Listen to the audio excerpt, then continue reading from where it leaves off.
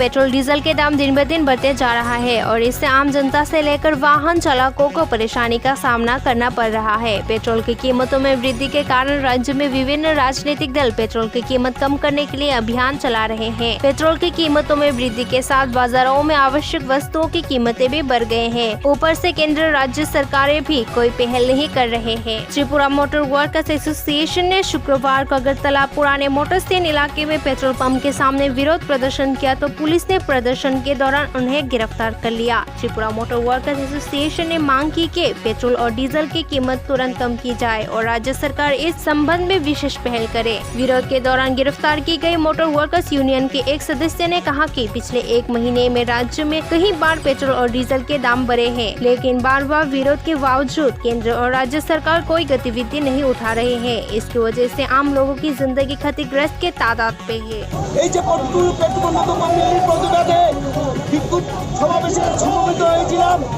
আজকে এই বিক্ষোভ থেকে আমাদেরকে প্রশাসনের অনুমতি দেওয়া সত্ত্বেও আমাদেরকে আজকে গ্রেপ্তার বরণ করতে হচ্ছে।